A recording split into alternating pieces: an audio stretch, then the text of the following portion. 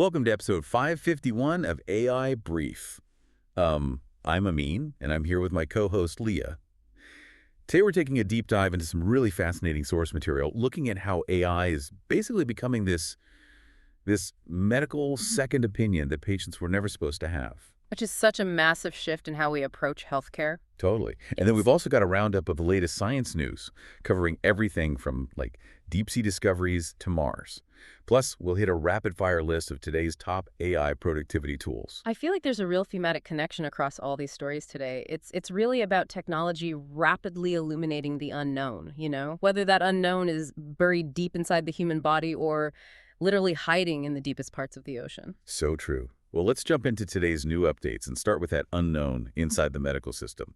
Because there's this incredible story in our sources about Conno Christou. He's the founder of a company called Keragon. Oh, his story is intense. Very.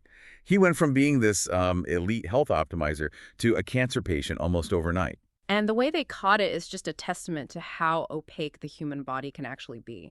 He just noticed some arm swelling. Which you'd think is no big deal, maybe a gym injury. Exactly. Or, you just wouldn't think cancer. But that swelling led doctors to discover blood clots, which were just a symptom.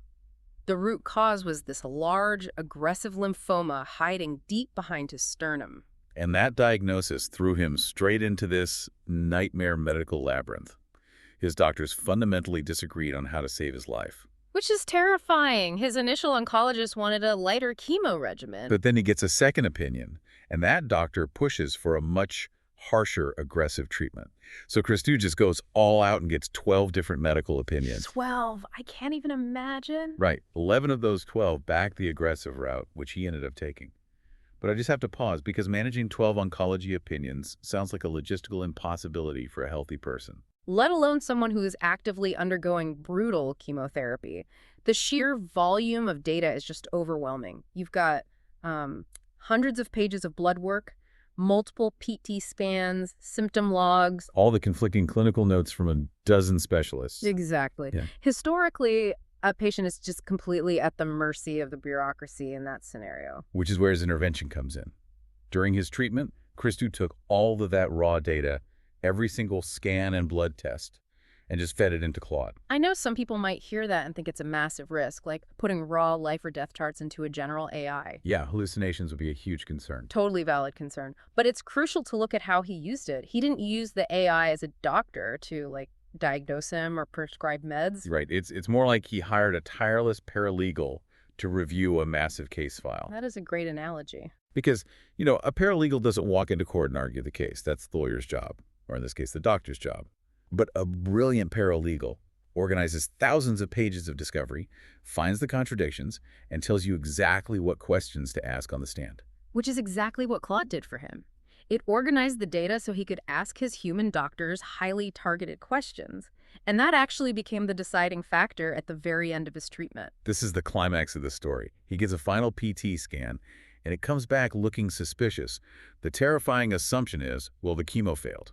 The cancer is still there. But when he ran that new data through Claude, the AI flagged this thing called thymus rebound as a highly likely explanation for the glowing scan. Which is just fascinating biology. The thymus is a small gland behind the sternum that produces immune cells.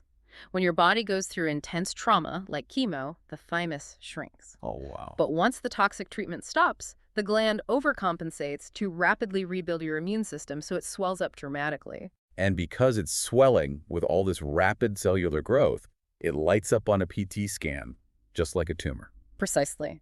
To a standard initial reading, it looks virtually indistinguishable from active disease. But because the AI flagged thymus rebound based on his specific timeline, he had this highly specific insight. So he takes that back to the medical experts, asked them to look specifically for thymus rebound, and they confirmed it. No cancer. It's incredible. He avoided completely unnecessary radiotherapy just by having that insight. It exposes this massive shift in the medical power dynamic.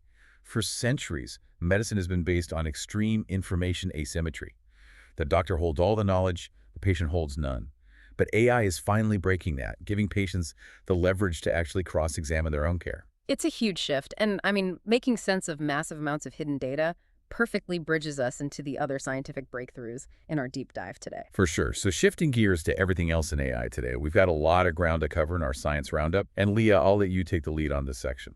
I will gladly take it. And, connecting the mapping of the human body to mapping other frontiers, let's start with the deep sea. Scientists actually just managed to film what's often called the ugliest shark on the planet. The goblin shark. I saw the footage in the sources. It's definitely rough. It really is. But this is the first time it's been captured alive in its natural deep sea habitat. And the wild part isn't just seeing it, it's where they found it. Wait, where was it? It extends their known range all the way into the Central Pacific. It just proves these sharks are swimming at depths and in regions we were completely unaware of. It's a humbling reminder that we basically live on an alien planet. We know more about the moon than our own oceans. Oh, absolutely. And we are taking that same exploratory approach to the human brain. Researchers just produced the most detailed 3D images of a living human brain ever captured. The method for this is wild. They track millions of microbubbles flowing in real time through the brain's blood vessels, right? Exactly. When you inject these microscopic bubbles into the bloodstream, they act as these incredible contrast agents for ultrasound waves. A bubble is just a tiny pocket of gas, so ultrasound waves bounce off them much sharper than they do off dense tissue. So they're essentially mapping the plumbing of the brain from the inside out. Down to 2.5 millimeter detail. And the best part is they open source the whole imaging pipeline. So labs worldwide can use it for early stroke detection or Alzheimer's monitoring. Which is huge. It really is. But looking even further out, NASA's Perseverance rover made a massive discovery on Mars near a rock formation called Cheava Falls. They found carbon, didn't they? Hundreds of complex carbon-bearing molecules inside mudstone samples. It's the most robust organic material found on Mars so far. Mudstone is crucial because it traps things in a low oxygen environment, right? Like on Earth, it preserves fossils perfectly. Exactly. Now, scientists are being cautious. They aren't calling this a Martian fossil. Carbon can be created non-biologically.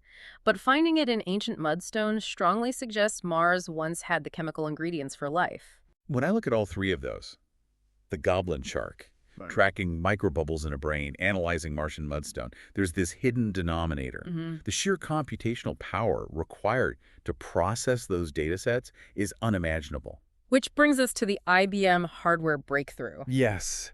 IBM has done something that literally sounds like it defies physics.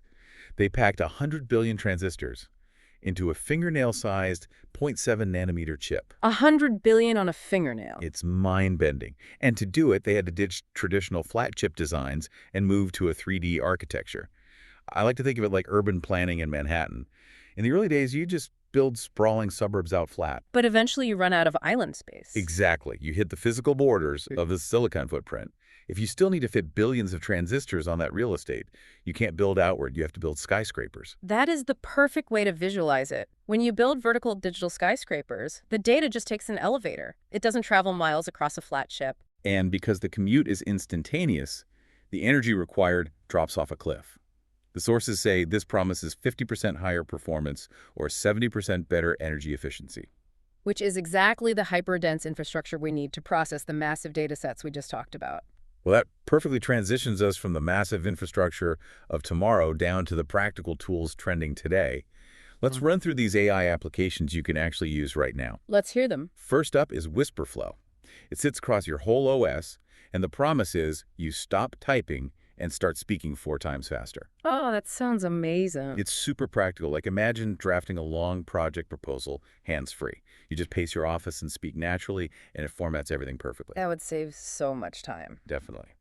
Next is Tencent EdgeOne Makers. You can ship AI agents like web apps in minutes. A great use case here is instantly deploying a custom customer service bot for a small business without needing months of back-end dev work. It just lowers the barrier to entry completely. Then we have Bluerails Discovery.